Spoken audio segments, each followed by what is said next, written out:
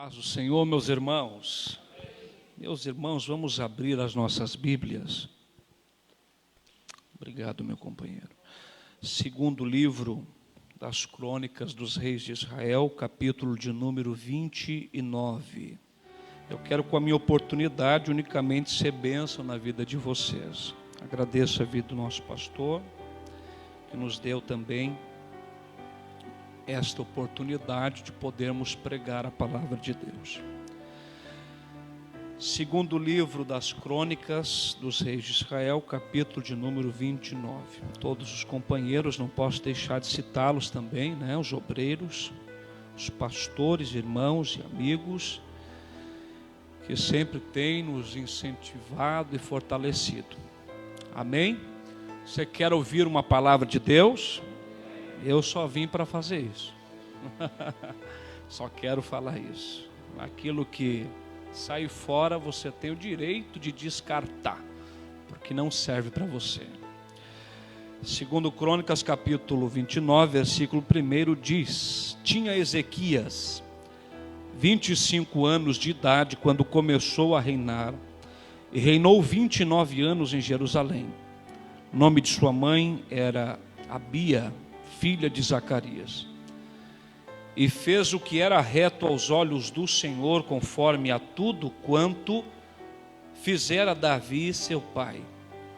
Ele, no primeiro ano do seu reinado, no primeiro mês, abriu as portas da casa do Senhor e as reparou. E trouxe os sacerdotes e os levitas, e ajuntou-os na praça oriental e lhes disse: ouvi-me, ó levitas, santificai-vos agora e santificai a casa do Senhor, Deus de vossos pais, e tirai do santuário a imundícia, porque nossos pais transgrediram e fizeram o que era mal aos olhos do Senhor, o nosso Deus. Eles o deixaram e desviaram os seus rostos do tabernáculo do Senhor, lhe dando as costas. Também fecharam as portas do alpendre, apagaram as lâmpadas, e não queimaram incenso, nem ofereceram holocausto no santuário ao Deus de Israel. Por isso veio grande ira do Senhor sobre a Judá e Jerusalém, trazendo-lhes perturbação, assolação e vergonha, como vós o estáis vendo com os vossos próprios olhos. Versículo de número 10. Agora me tem vindo ao coração que façamos uma aliança com o Senhor, Deus de Israel, para que se desvie de nós o ardor da sua ira. Agora, filhos meus, não sejais negligentes, pois o Senhor vos tem escolhido para estardes diante dele, para o servirdes e para serdes seus ministros e queimadores de incenso. Apenas a parte A do versículo 12. Então se levantaram os levitas. Amém? Tome o teu assento em nome de Jesus. Meus queridos irmãos, minhas irmãs, visitantes que aqui estão, nós fizemos uma rápida leitura, são poucos versículos, mas recheados de uma grande revelação bíblica para os nossos dias. Eu gostaria de dizer aos irmãos que a grande lição que nós iremos aprender aqui é quanto à necessidade e à urgência de uma reforma. A necessidade e a urgência de uma reforma. E somado a isso, nós vamos também discutir a ideia com relação ao segredo para nós conseguirmos reformar. Existe um segredo. Tem pessoas que passam uma vida inteira dentro da igreja e nunca reformam. Tem igrejas que existem há décadas e mais décadas e nunca reformam. Tem famílias que aprenderam a se relacionar e a viver de um jeito e nunca reformam. E a reforma, meus irmãos, é algo muito importante. Eu fiz questão de pesquisar o significado da palavra reforma, e esta diz: mudança introduzida em algo para fins de aprimoramento e obtenção de melhores resultados. Logo, quem não reforma não melhora. Quem não reforma não se aprimora. E os irmãos sabem que a vontade de Deus é sempre nos aprimorar, é sempre nos melhorar. Faz-se necessário citar Filipenses capítulo 1, versículo 6, que diz: aquele que em vós começou a boa obra, ele a aperfeiçoará até o dia da sua vinda. Deus quer nos aprimorar, Deus quer nos aperfeiçoar, mas para isso nós precisamos também querer isto. O escritor aos Hebreus nos trouxe uma orientação e este assim falou: segui a paz com todos e também a santificação, sem a qual ninguém verá a Deus.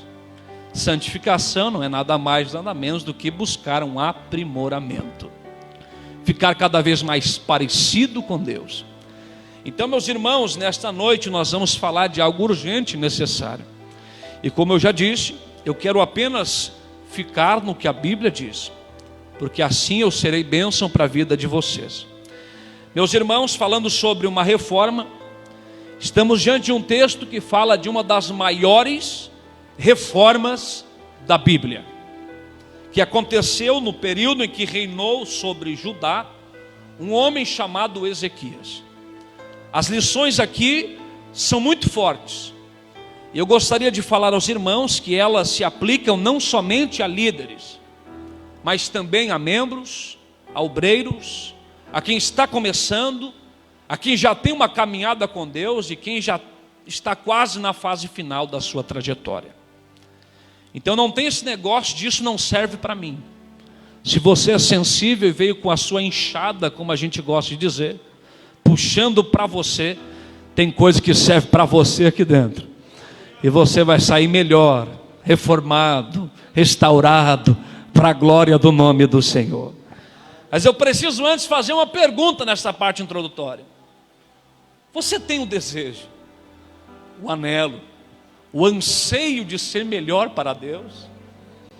Eu sei que você quer mais de Deus. Eu sei que você veio aqui para receber mais de Deus. Eu sei que você tem mais sonhos, mais projetos. Você tem coisas em Deus que você quer que aconteça. Eu sei disso. Mas você quer ser melhor para Deus? Esta é uma pergunta que nós precisamos responder. Se queremos ser melhor para Deus, então essa mensagem vai cair como uma luva. Era isso que eu estava precisando. Eu precisava dessa instrução para que eu conseguisse viver o que Deus tem para mim. Oh, glória a Deus! Mas se você não quer ser melhor para Deus, isso não vai sentar bem para você hoje. Isso vai descer meio quadrado, meio rasgando, meio machucando, meio difícil. Quem sabe você até vai me mirar na paleta. Eu pego o irmão Clésio na curva. Mas eu preciso ser fiel à palavra de Deus. E aqui eu estou para isso. Você pode dar um glória a Deus? Você pode dar mais um glória a Deus? Agora só quem quer ser melhor para Deus, dê mais um glória a Deus. Então vamos entrar no texto, meus irmãos. Vamos meditar. Esta mesma palavra, passagem, que está em 2 Crônicas 29, também está em 2 Reis 18, com alguns acréscimos. Se Deus nos permitir, quanto ao horário, eu não quero enfadar ninguém, eu quero só servir de bênção. Nós vamos terminar lá, se Deus nos permitir. Lá está o segredo. Lá está a cereja do bolo. Lá está o que complementa. Porque saber que Deus nos quer melhor, você já sabe agora. Mas como alcançar isso? Como chegar nisso? Qual é o processo? Seria somente vir à igreja? Seria somente sentar na cadeira, assistir os cultos, volta e meia levantar a mão, dar um aleluia? Seria somente isso? Qual é o segredo? Este homem aqui, que ficou registrado como um referencial a ser seguido, Deus decidiu inspirar alguém para escrever a sua história. Isso está aqui para o nosso ensino, aprendizado e melhoria. É por isso que nós vamos observar esse texto, porque queremos ser melhores. Se queremos ser melhores, temos que olhar aqueles que buscaram melhorias e aprender com o seu testemunho. E meus irmãos, a palavra de Deus nos diz que o rei Ezequias começou a reinar com apenas 25 anos de idade. Diga assim, é muito pouco. Para um rei, para uma função tão elevada, ele tinha a responsabilidade de guiar todo o povo de Judá com as leis de Deus. Irmãos, estamos falando de uma grande incumbência. Com apenas 25 anos de idade, ele começou a reinar. Dentro da história dos reis de Judá, houve mais ou menos 20 reis, 25 reis. Dentre estes, a grande maioria seguiu-se com uma característica que Deus assim se pronunciava: este fez o que era mal aos olhos do Senhor. A maioria fez o que era mal, mas alguns poucos, para ser preciso, 6 reis apenas, fizeram o que Deus chamou de reto aos seus olhos, bom aos seus olhos. Dentre estes está o rei Ezequias. Imagina que privilégio. Fazer o que é reto aos olhos dos homens é uma coisa, fazer o que é bom aos olhos dos homens é uma coisa, mas fazer o que é reto e bom aos olhos do Senhor é diferente. Às vezes ser bom aos olhos de Deus é ser ruim aos olhos dos homens. Às vezes ser bom aos olhos dos homens é ser ruim aos olhos de Deus. Quem busca muita aprovação humana, fatalmente terá a reprovação de Deus. O apóstolo Paulo disse: se eu buscasse agradar aos homens, eu não seria servo de Cristo.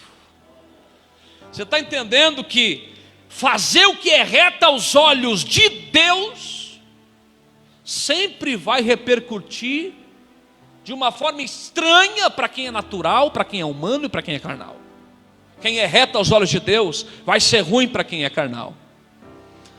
Quem é reto aos olhos de Deus vai ser ruim para quem é mundano, para quem é inclinado nas suas paixões perversas. Sempre vai ser ruim quem faz o que é reto, porque quem faz o que é reto dá testemunho de retidão e mostra quem vive na tortuosidade dos seus caminhos. E isso envergonha, isso confronta, porque a grande maioria, a maçante maioria das pessoas quer fazer o que é errado, quer praticar o que é errado e não quer ser evidenciado. Deixe-me fazer o que é errado e me deixe no oculto. Coloque sobre mim um pano, me cubra, ninguém pode ver que eu estou errado. Mas quem faz o que é reto, com seu testemunho, manifesta quem faz o que é errado. E isso incomoda muita gente. Mas agora, meus queridos irmãos, se nós queremos melhorar para Deus, esta ideia de fazer o que é reto aos olhos do Senhor deve ser o nosso maior objetivo. É ou não é? Ninguém quer melhorar para Deus cogitará em fazer o que é mal aos olhos do Senhor. Fazer o que é mal aos olhos do Senhor está descartado. Se eu quero melhorar para Deus, eu quero fazer o que é reto. E aqui está um homem que fez o que é reto aos olhos do Senhor. A história vai dizer que o impacto disso foi tão grande, que até mesmo a Páscoa, a festa, que há muito tempo não havia sendo praticada, esse negócio de lembrar do Cordeiro, esse negócio de lembrar do sangue que liberta, do sangue que livra, isso está ultrapassado. Até mesmo isso que estava passado foi retomado. E a palavra de Deus diz que foi a maior Páscoa de todas. A Páscoa do Antigo Testamento é uma figura da Santa Ceia do Novo Testamento. Imagine o povo lidando com a Santa Ceia de uma forma comum. É só mais uma Santa Ceia. Eu venho de qualquer jeito, eu faço de qualquer jeito, eu vivo de qualquer jeito. E agora, depois da reforma, o impacto é tão grande que naquela Santa Ceia há lágrimas, há arrependimento, há quebrantamento e grande alegria. Os irmãos conseguem imaginar a glória? É o que vai acontecer aqui. Mas não vai dar para chegar na Páscoa. Deixe-me falar sobre a reforma. Queridos irmãos, o rei Ezequias é filho de um outro rei de Judá, chamado Acás. Quantos já ouviram falar do Acás? Acás, famoso Acás. O problema é que a sua fama não é uma fama positiva, é uma fama negativa. Ele carrega em sua vida esta característica: o pior rei. Praticou idolatria, foi permissivo quanto aos pecados de Judá, tolerante. O pior rei foi o pai de Ezequias. Ezequias também é neto de um outro rei, pai de Acás, chamado Jotão. A palavra de Deus diz que Jotão, ele não foi um rei mau, ele foi até um rei bom. Porém, os altos, as imagens de escultura que o povo de Deus adorava e se prostrava, ele não destruiu.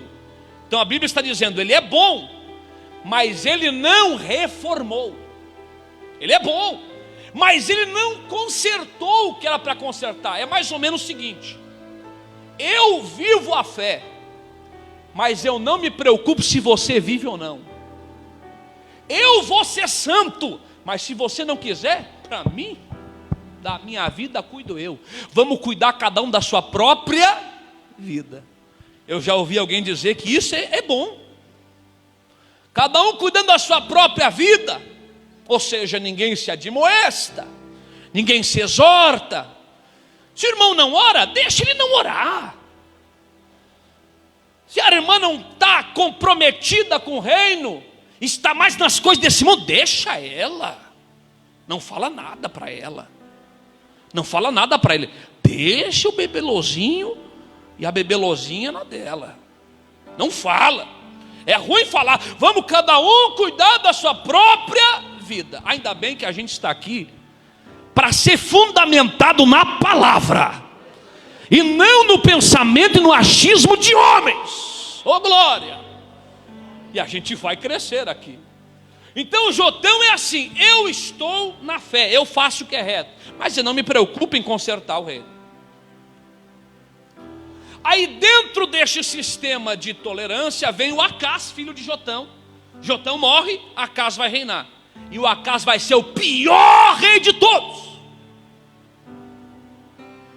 Pecado, a destruição espiritual, o desvio doutrinário não vem, meus irmãos, de uma vez só abrangendo.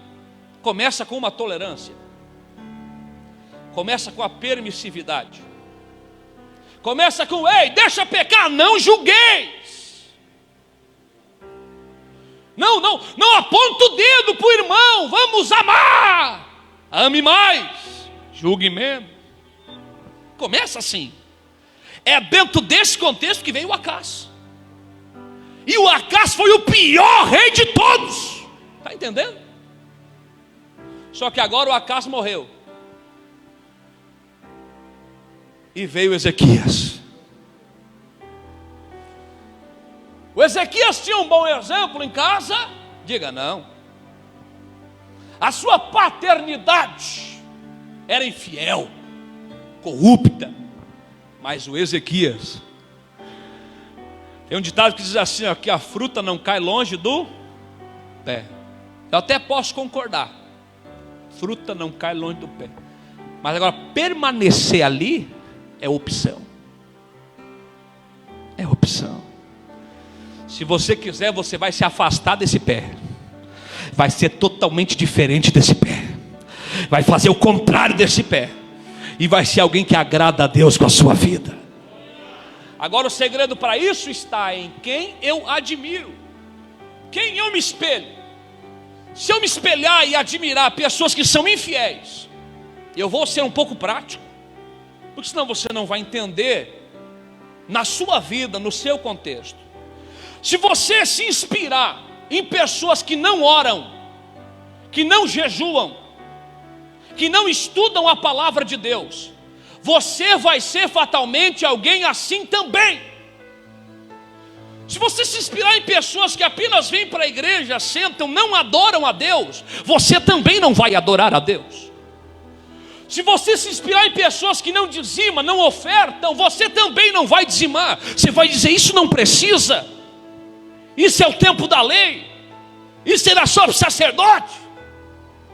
Agora, se você se inspirar em pessoa que foi crente, que é fiel, que adora, que ora, que jejua, que tem compromisso com a palavra de Deus, você vai ser alguém diferenciado. Preste atenção no versículo 2: fez o que era reto aos olhos do Senhor, conforme a tudo quanto fizera Davi, seu pai.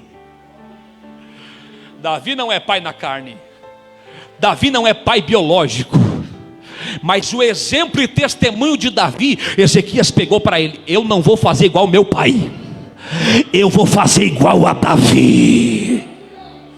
Quem pega bons exemplos e segue bons exemplos, a Bíblia vai ter que constatar: e fez o que era reto, e fez o que era reto, e fez o que era reto, e fez o que era reto. Você está entendendo isso? Se você pegar dentro da igreja pessoas que são fiéis e se inspirar nos tais, você vai ser alguém que faz o que é reto aos olhos do Senhor também. Mas é claro que a carne não gosta de seguir rastros de quem é fiel. Para isso você tem que romper com você mesmo e fazer uma reforma em você mesmo. Esmurrar a sua vontade, crucificar as suas paixões. Eu sei que ela não gosta de orar, a minha também não gosta, minha carne não gosta, nunca gostou, nunca gostou. Minha carne nunca gostou de jejuar, mas eu entendi que eu tenho que abafar a voz da minha carne, para que a voz do Espírito passe a falar na minha história. Se eu deixar minha carne falar, irmãos, eu não vinha lá do Imbé para cá, não orava nem um dia, não lia a Bíblia, não estudava, eu não fazia nada.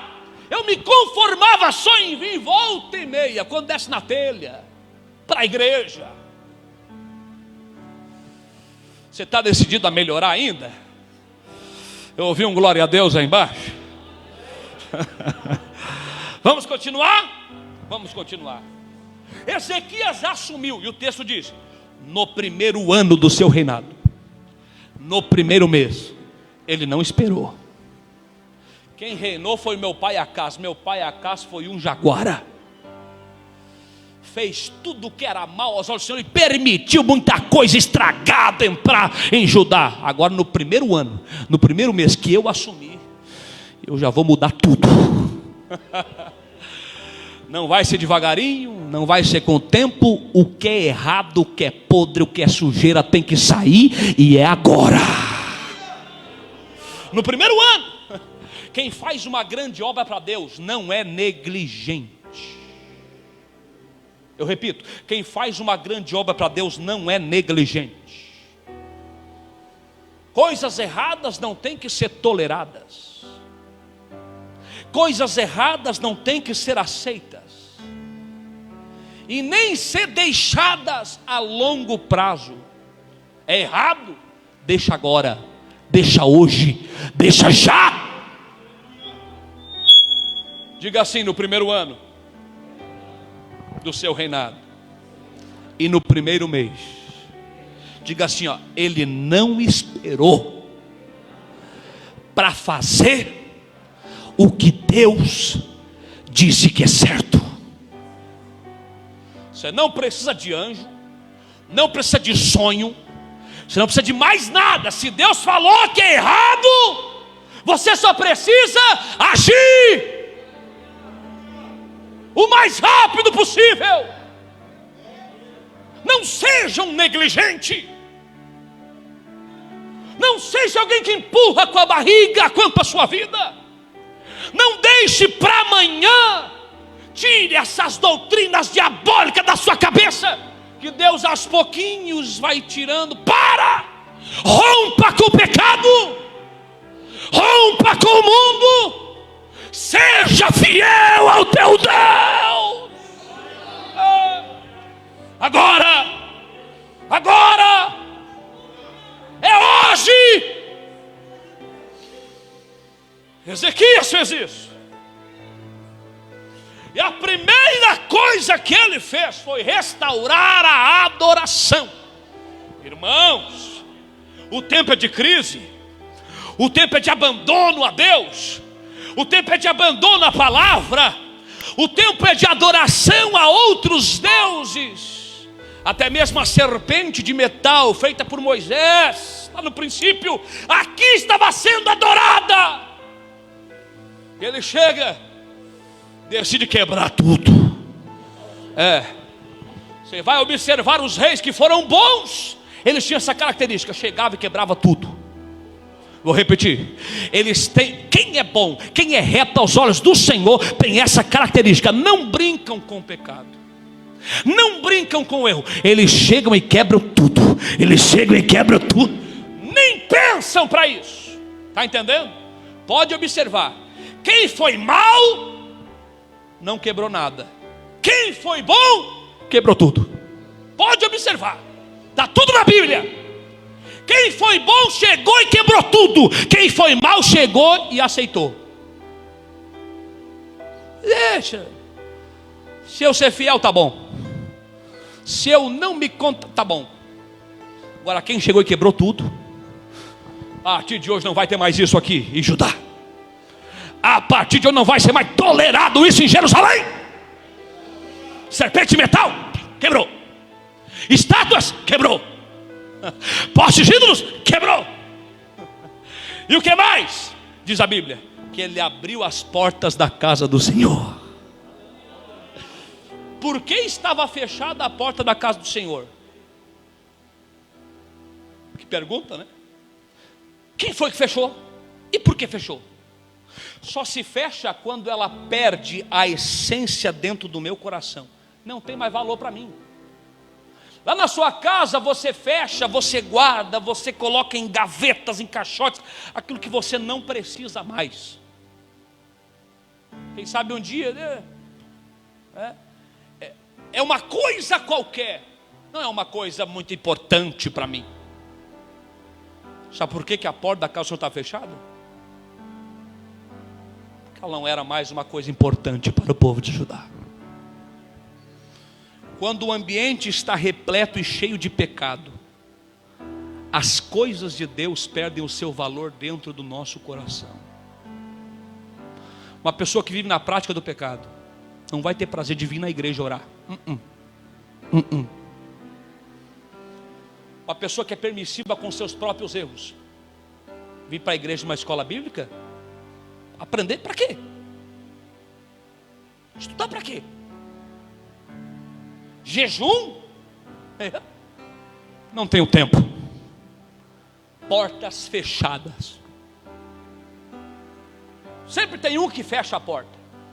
Geralmente te fecha a porta da casa do Senhor quando uma outra porta se abre. É verão, é propício. Vou falar. Abriu-se uma porta para mim. Não estou tendo nem tempo para ir na igreja. Fechou-se a porta da casa do Senhor. Abriu uma porta tão lucrativa. Eu não posso perder, é verão. Você sabia que Faraó aumentou as cargas do povo no Egito para impedir do povo adorar a Deus no deserto? Sabia? Isso é cultura de Faraó. Ezequias não aceita isso. Ezequias não tolera isso. A porta está fechada, mas eu vou abrir de novo. Eu não vou tolerar a porta fechada. Aí eu até poderia ir, mas é que eu tenho que fazer outras coisas. Está trocando Deus pelas outras coisas. Você está trocando Deus pelas outras coisas. Mas é uma oportunidade de ganhar dinheiro. Aqui é uma oportunidade de você ser cheio do Espírito Santo. Agora, se o dinheiro falar mais alto para você do que estar aqui em gratidão, adorando a Deus, siga a sua vida. Mas não vem dizer para mim que é certo. Ezequias abre a porta. Tem gente que fecha a porta, mas eu quero ser daqueles que abrem a porta.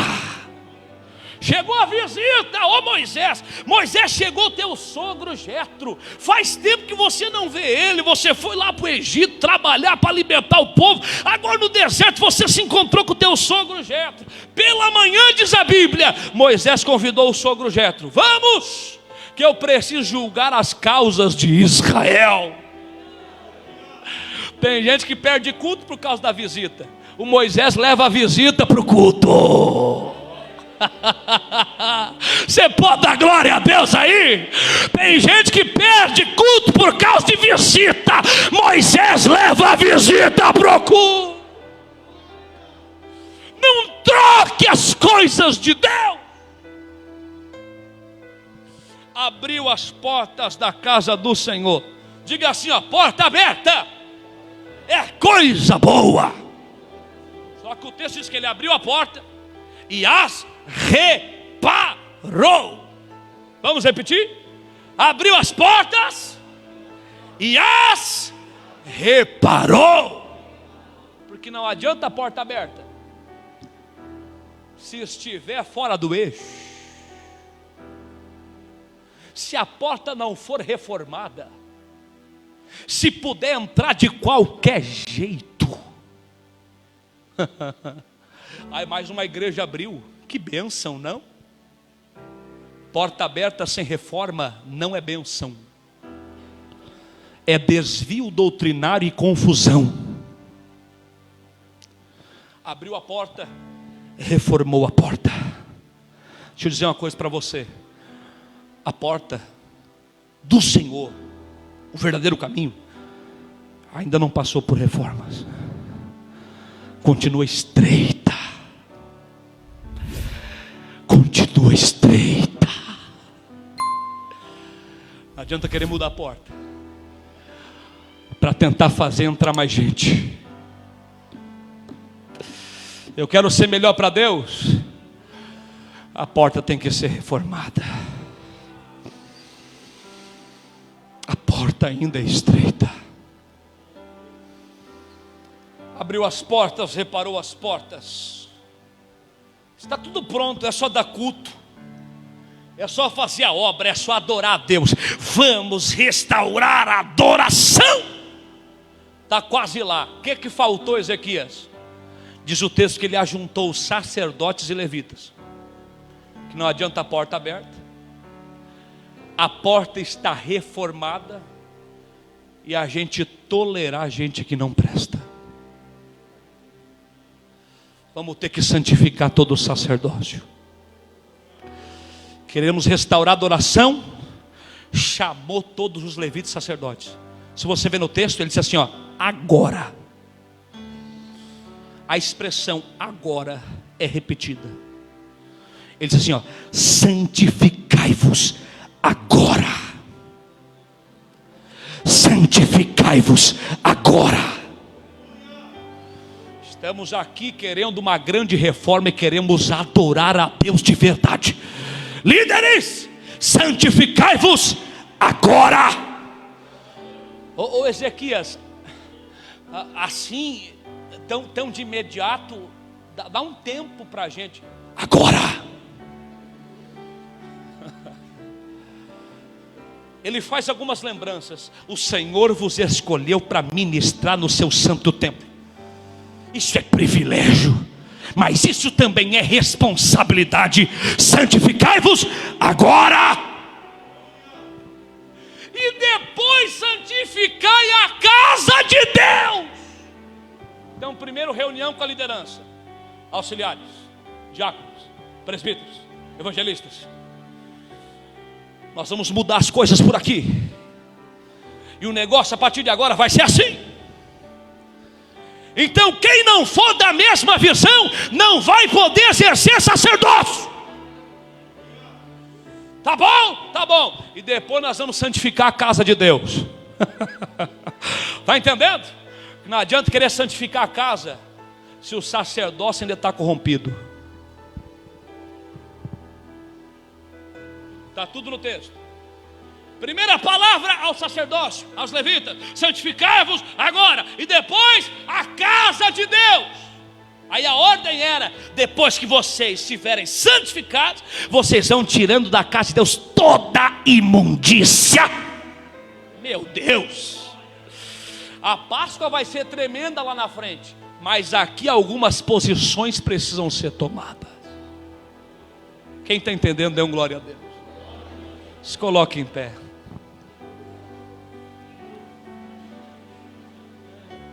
A próxima nós concluímos. Mas por hoje, deixa eu ficar nesse negócio de reforma é coisa boa. Reforma é coisa de Deus. Você que é pai de família, pegue a sua esposa, pegue os seus filhos, e o Senhor está cobrando de vocês: santificai-vos agora. Minha esposa, nossa vida não está indo bem, não, tem coisas que não está conforme a Bíblia. O Senhor está trazendo a você essa necessidade de urgência. É tempo de uma reforma. Já pensou cada um fazendo essa reforma pessoal? E aí depois a gente vai reformando e ajudando na reforma da casa de Deus. Já pensou?